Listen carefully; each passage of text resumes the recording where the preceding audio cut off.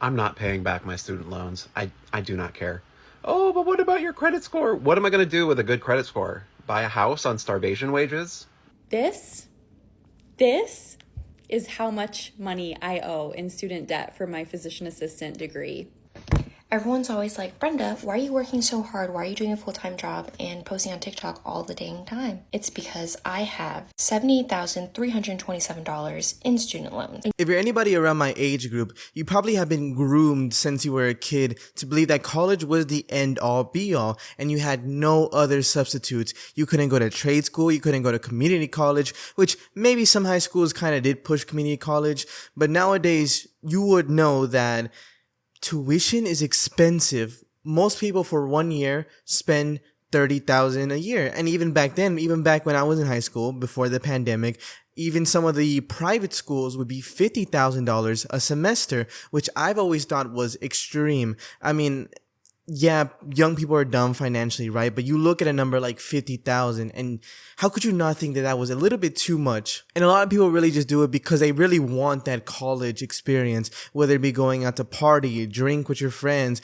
big atmosphere, or actually just get a degree from a major college. Even though at the end of the day, it is just a piece of paper. And in another video, we will be talking about how a lot of people who are graduated from college can't really find jobs. But in this one, we're going to be going over some of the most extreme student debts.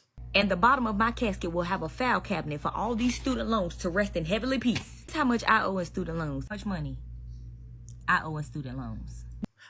Already pausing off the video right there. $100,000 in student loans. I know I can read the caption above, right? But it's just kind of insane to see $100,000 for a college tuition. I mean, to really put into comparison, right? I believe that like back in the ye olde days, right? An average like year of college would be like $3,000 and you could go work a job and make $3,000 over the summer and have that previous school year paid off. What summer job is going to pay $100,000? Man, they are really fucking over everybody, especially my age, man. Now let me provide you with some additional crazy information, since I know that this video is going to go viral because people are cruel and a lot of people are going to be ready to attack me in the comments and judge me and do whatever they got to do to feel good about themselves. I am a proud 25-year-old with over $100,000 in student loan debt. I went to school. I got a free associate degree through the early college program. I then furthered my education and got 2 additional degrees. I have a bachelor's degree in entrepreneurship with a minor in management, and I have a master's degree in organizational leadership. But one thing America doesn't know about me is that I have 1 additional degree that's not on file and it's not in the records anywhere, and that's a law degree. At any given point, I'm prepared to take the stand and explain why I cannot afford to pay a dime on them student loans.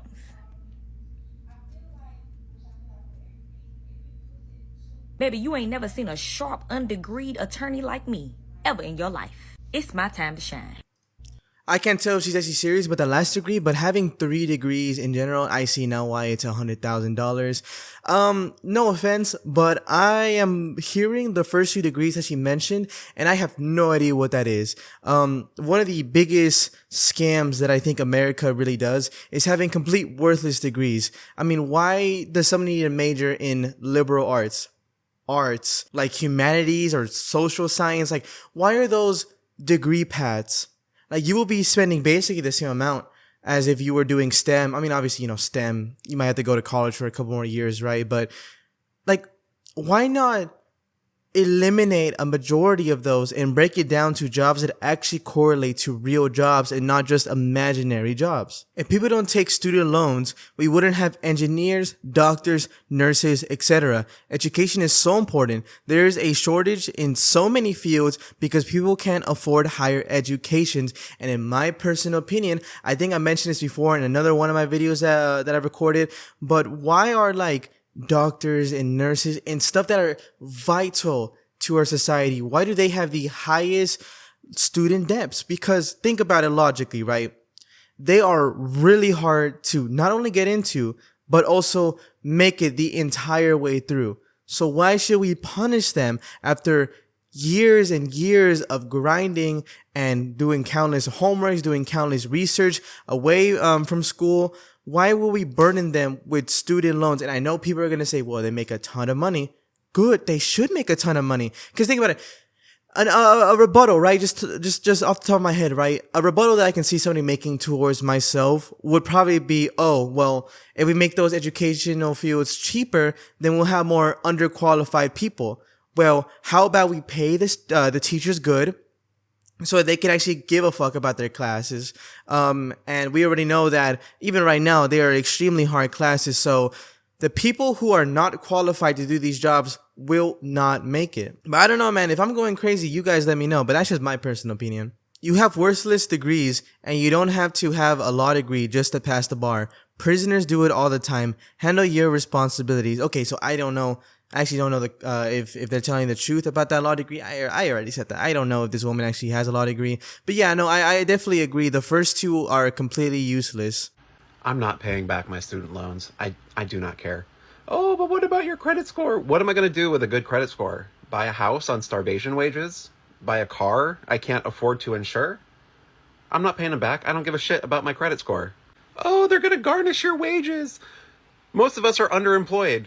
If they start taking additional money out of my paycheck, I just won't work. My life will not get worse. Pausing that right there, your life will get worse, because one thing that everybody knows about the government is that the government works extremely slow. But when it comes to money, the government's going to find a way to get their money back. That's all I'm saying. They will find you, and they will garnish your money. I'm not going to have the money anyway, so you can't garnish what isn't there. I grew up in a far-right, conservative, hardcore Republican family. And since like kindergarten, I have been conditioned to believe that if I did not go to college, I would not be successful. I was told that if I locked in, got great grades in high school, got into college, focused, and got my degree, that I would have a life similar to the life my parents had, where my dad worked one job for like 35 years, was able to buy a house and go on vacation and support his family. I wish. That doesn't exist anymore. There's no jobs out there with pension plans. There's no jobs out there that let people my age just like buy a house. So what was all that work for? Generations of Americans have been told that if they went to college and they did the right thing, took out these loans, that it would be worth it. And most of us are finding out it's not even remotely close to worth it.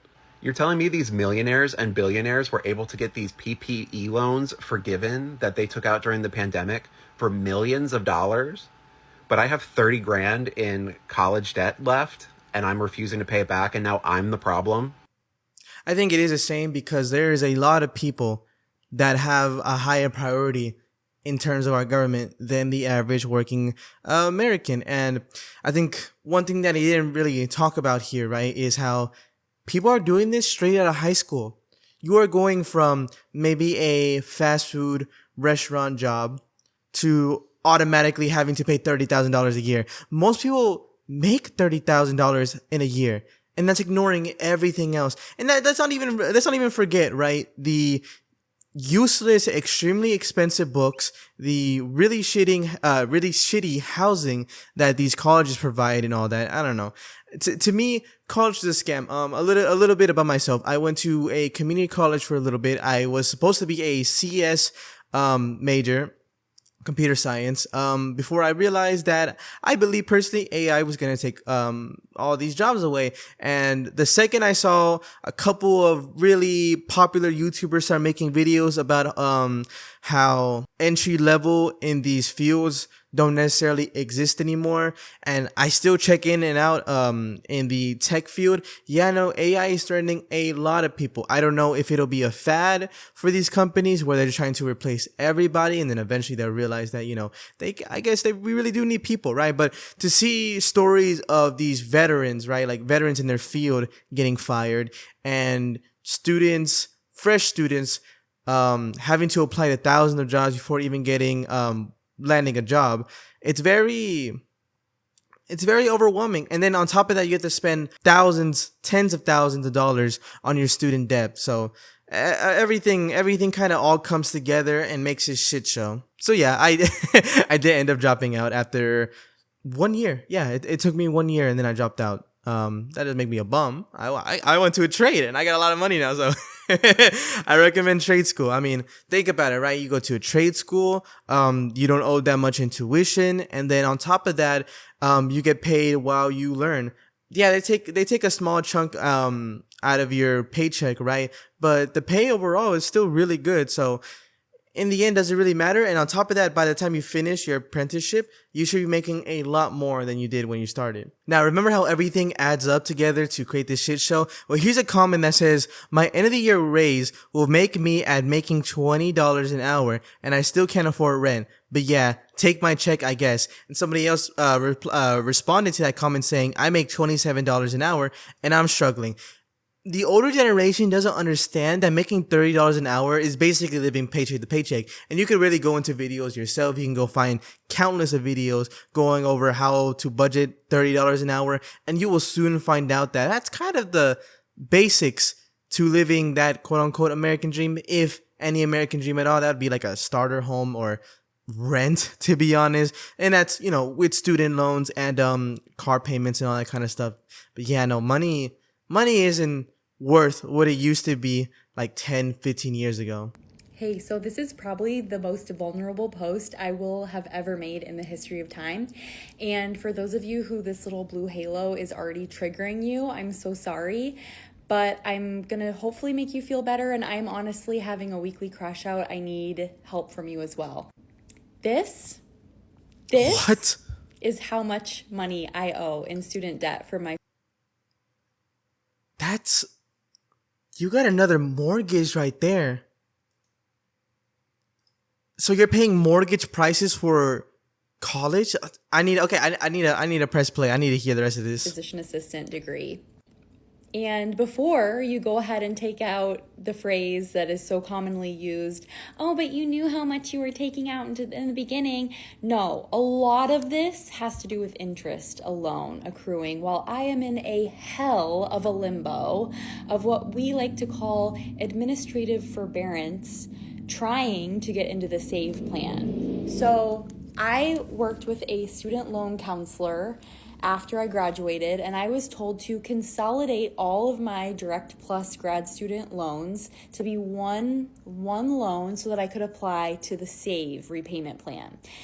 Right as soon as I started and submitted my application was when all of the chaos happened in the courts, where they just can't get their head out of their ass and figure out what they're doing. So I never actually got into the SAVE plan. That's sad. So I have been accruing interest at a 7% rate. I've not had to pay my monthly payment. My monthly payment has been $0 because of a previous tax return when I was making $0 income as a student. But still, this amount is a literal noose around my neck. And I don't think I will ever pay this off. I fear that I will not be able to ever own a home as someone still earning six figures salary, let alone children. I would love and aspire to have a child someday, but this really, I don't want to say like makes me suicidal, but like it truly makes it really hard to get out of bed every morning. And Yeah, okay, so I'm gonna go ahead and pause that right there. She makes a really good point. She makes six figures. I've done my own calculations because, that's my end goal, making six figures. And making six figures really isn't that much.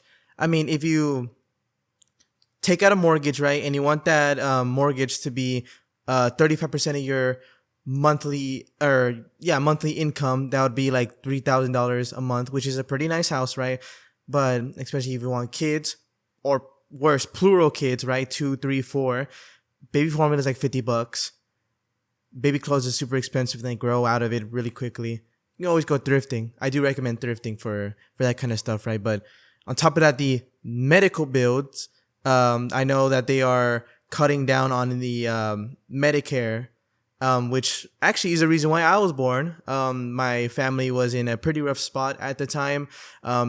This was a little bit before the recession, but just my family wasn't that well off as we are now. Everything was completely for free. Me and my brother, because of Medicaid.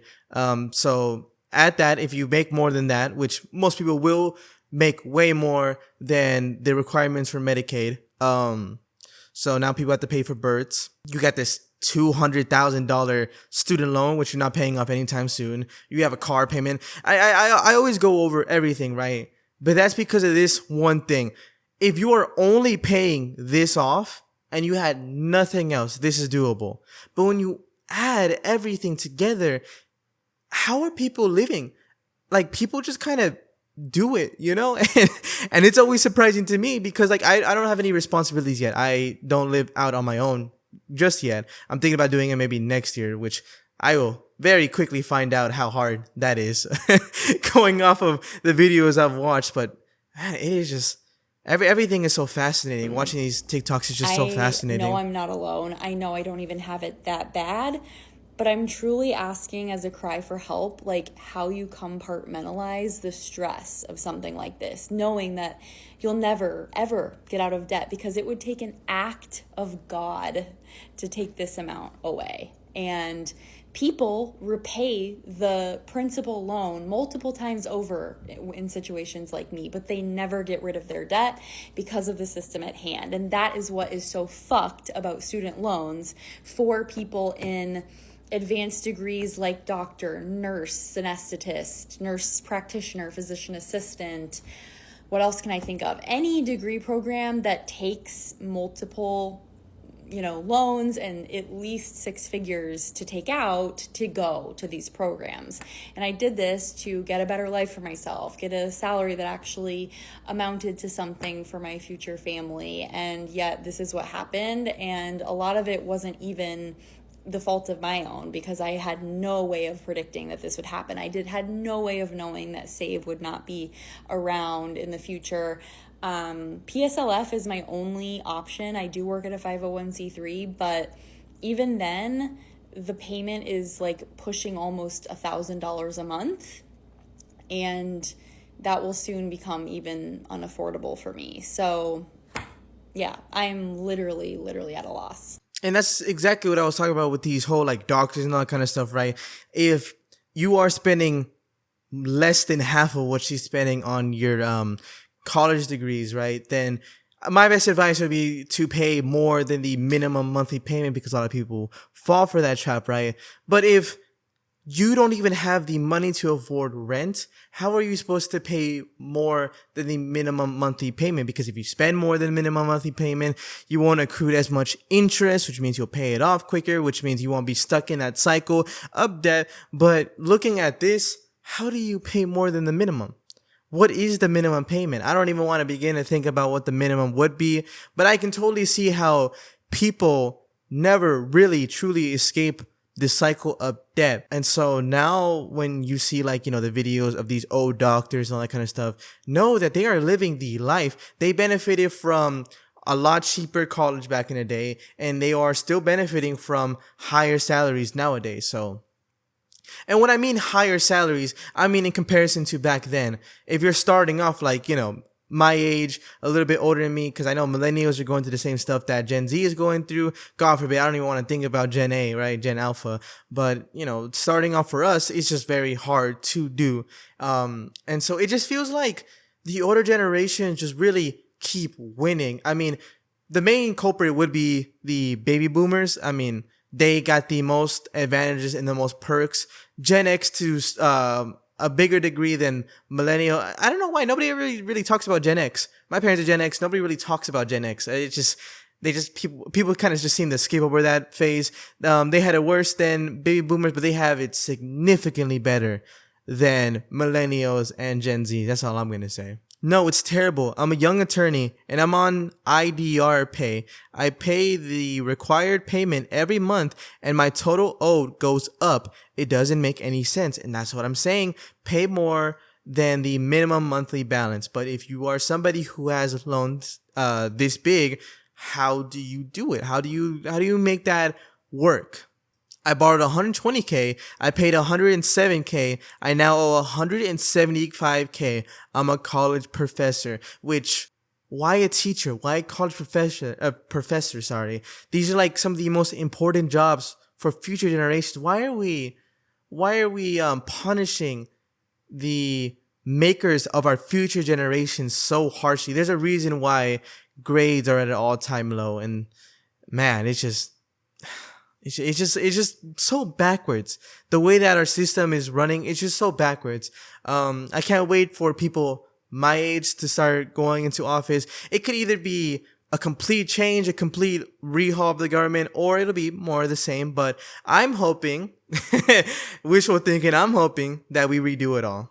And since we're talking about, baby boomers and all that kind of stuff, I had this video pulled up kind of out of order of the videos that I wanted to watch, but I think it's good to see the difference between generations. Tuition and room and board total for the 4 years was about $20,000. I got some scholarship and loans, so when I graduated, I owed about $7,000, half of it state loan, half of it a federal loan. And I was able to pay that off. I went to a state school and I got grandfathered in on freshman year tuition, and it was $80K. And I got some help and some scholarships, but I graduated with about $15,000 in debt. It's about $22K a year. I've definitely brought it down because I decided to take a RA position, which pays for my housing. So I know that I'm doing at least around $8K a semester, and then somehow $20K a year, $19K a year. I have about like that doesn't make any sense in loans. This is my last year of college, so I'm trying to pay it off now, so I don't have to deal with like what you've heard about, which is like people still paying to this day.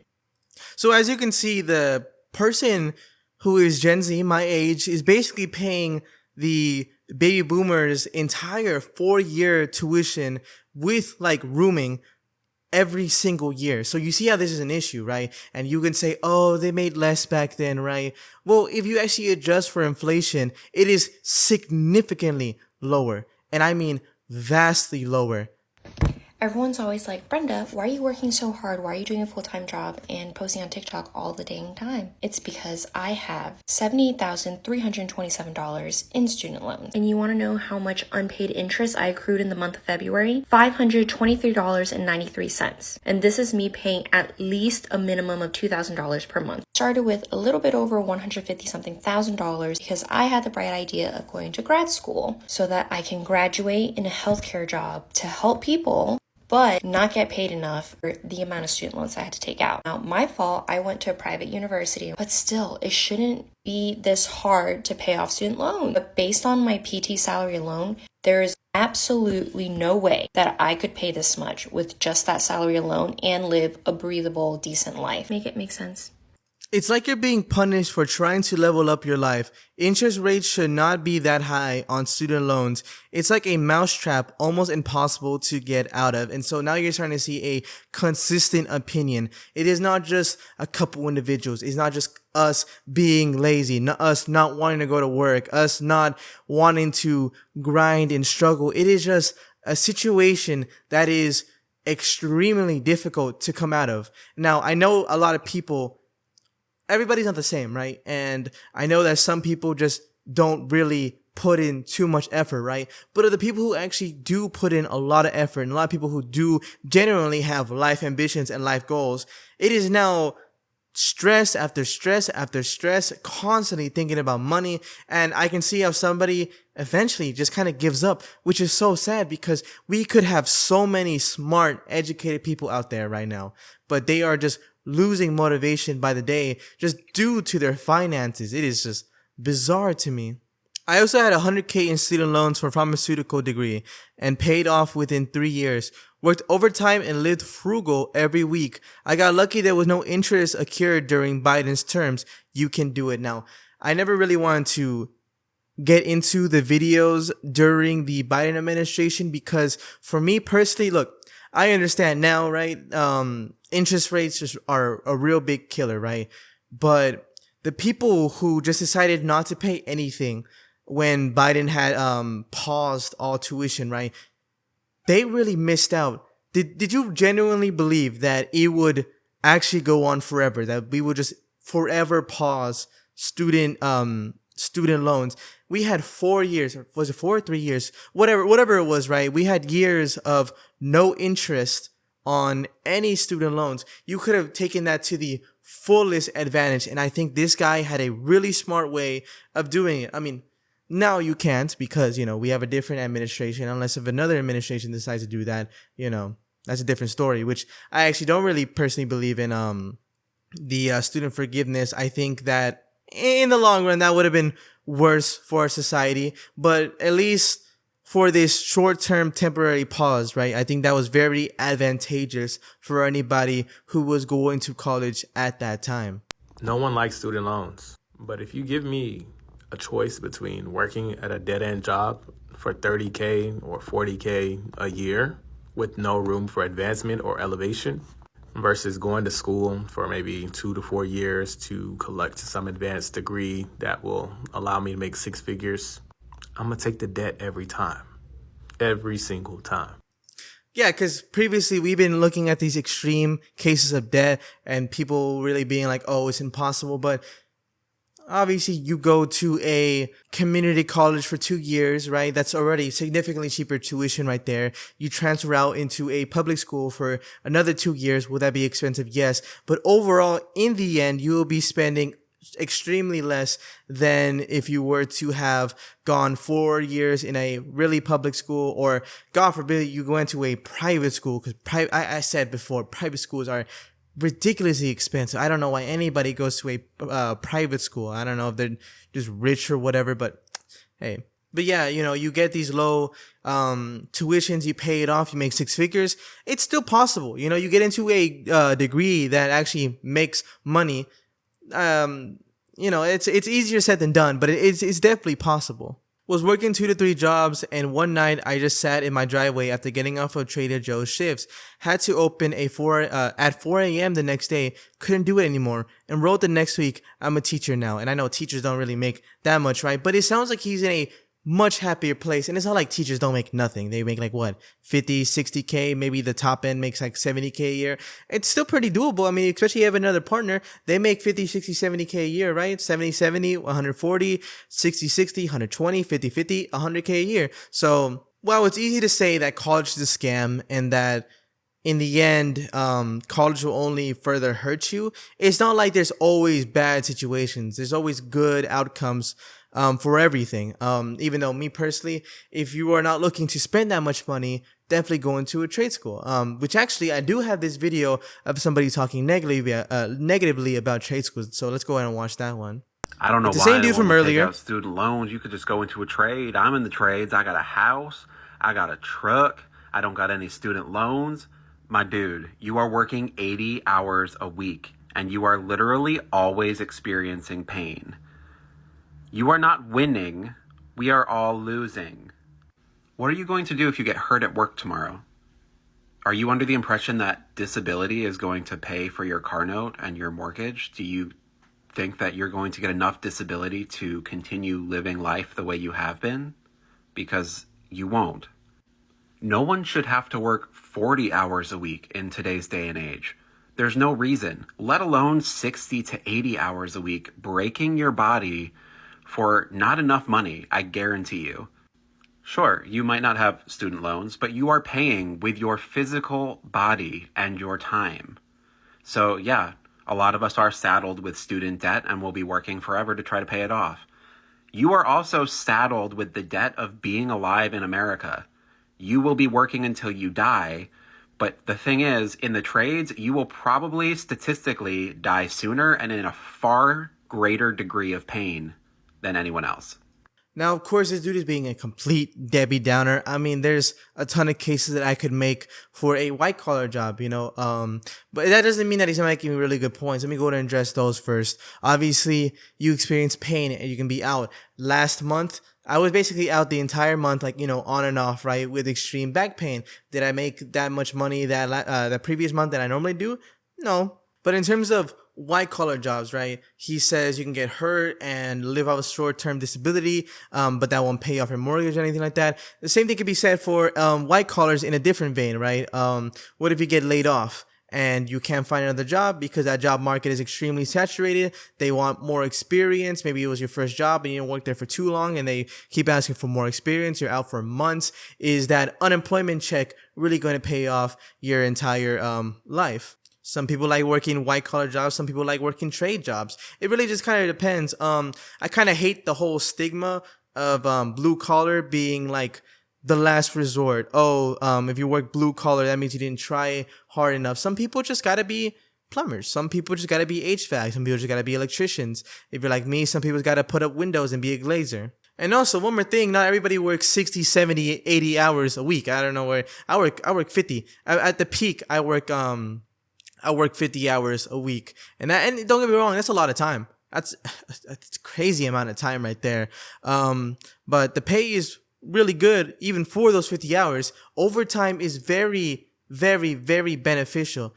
I used to be that one employee that if they ask who wants to leave early, right, I would definitely say me. But overtime is very beneficial, especially now with the whole, I'm not going to get too much into that big, beautiful bill. There's a lot of flaws in that, right? But one thing I really thought was positive was the no taxes on overtime. That boosts up blue collar jobs extremely a lot more. I believe I make $22 an hour right now. But with all of my overtime taken into consideration, even with the taxes paid off, I'm making basically $30 an hour. And that's why I'm telling you guys, $30 an hour really isn't that much. But you can see how an extra 2 hours a day gets you a lot more. A lot more, actually. It would be more than if I was getting paid $22 an hour straight for 10 hours. So really, it's just about what do you want to do? You know, I'm never the type to shit on white collar jobs, and I would never shit on blue collar jobs. But I would personally like to know your guys' opinions, as I'm going to end the video off right there. If you guys enjoyed the video, please don't forget to leave a like and of course subscribe. I'm trying to hit 1,000 subscribers by the end of the year. But with that all said and done, I will see you guys the next time I upload. Bye bye.